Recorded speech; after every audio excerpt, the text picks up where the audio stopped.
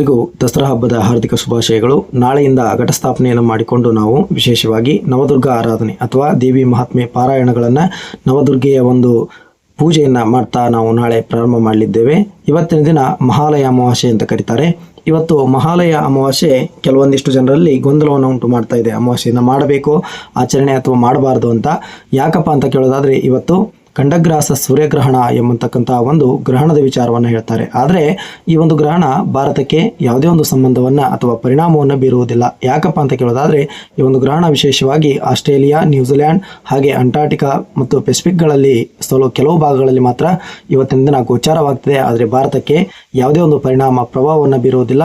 ಹಾಗಾಗಿ ಯಾವುದೇ ಒಂದು ರಾಶಿಯವರಾಗಲಿ ಅಥವಾ ಯಾವುದೇ ಒಂದು ಗರ್ಭಿಣಿ ಸ್ತ್ರೀಯರಾಗಿರಬಹುದು, ಇದರ ಬಗ್ಗೆ ವಿಶೇಷವಾಗಿ ಗೊಂದಲವನ್ನು ಮಾಡಿಕೊಳ್ಳೋದಾಗಲಿ ಅಥವಾ ಈ ಒಂದು ಆಚರಣೆಯನ್ನು ವೇದಾದಿ ನಿಯಮಗಳನ್ನಾಗಿರಬಹುದು ಅಥವಾ ಯಾವುದೇ ಒಂದು ಆಚರಣೆಯನ್ನು ಮಾಡ್ತಕ್ಕಂಥ ಅವಶ್ಯಕತೆ ಇವತ್ತಿನ ದಿನ ಇರುವುದಿಲ್ಲ.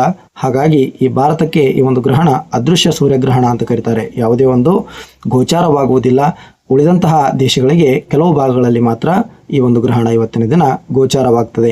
ಯಾಕಪ್ಪ ದೇಶಕ್ಕೆ ಹೋಲಿಸಿದರೆ ಗ್ರಹಣಗಳಲ್ಲಿ ಗೋಚಾರವಾಗ್ತದೆ, ಕೆಲವು ಕಡೆ ಗೋಚಾರವಾಗುವುದಿಲ್ಲ ಅಂತ ಕೇಳಿದರೆ, ನಮ್ಮ ಒಂದು ಭೂಪಟವನ್ನು ಅಕ್ಷಾಂಶ ಮತ್ತು ರೇಖಾಂಶದ ಮೇಲೆ ಏನು ಮಾಡಿದ್ದಾರೆ, ಭಾಗಗಳನ್ನಾಗಿ ವಿಂಗಡಿಸಿದ್ದಾರೆ. ಅದೇ ರೀತಿ ನಮ್ಮ ದೇಶಕ್ಕೆ ಮತ್ತು ಅನ್ಯ ದೇಶಕ್ಕೆ ಹೋಲಿಸಿದರೆ ಸೂರ್ಯಾಸ್ತ ಮತ್ತು ಸೂರ್ಯ ಉದಯಗಳಲ್ಲಿ ವ್ಯತ್ಯಾಸವಿರ್ತದೆ. ಆ ಒಂದು ಸೂರ್ಯಾಸ್ತ ಮತ್ತು ಸೂರ್ಯೋದಯದ ವ್ಯತ್ಯಾಸದ ಮೇರೆಗೆ ಈ ಒಂದು ಗ್ರಹಣ ನಮ್ಮ ಒಂದು ಭಾರತಕ್ಕೆ ಗೋಚಾರವಾಗುವುದಿಲ್ಲ ಅಂತ ಕರೀತಾರೆ. ಹಾಗಾಗಿ ಇವತ್ತು ಗೊಂದಲ ಬೇಡ. ಈ ಒಂದು ಮಹಾಲಯ ಅಮಾವಾಸ್ಯೆ ಹಾಗೆ ಪಿತೃ ತರ್ಪಣಾದಿಗಳನ್ನು ಯಥೇಚ್ಛವಾಗಿ ಇವತ್ತಿನ ಕೊಡಬಹುದಾಗಿರುತ್ತದೆ.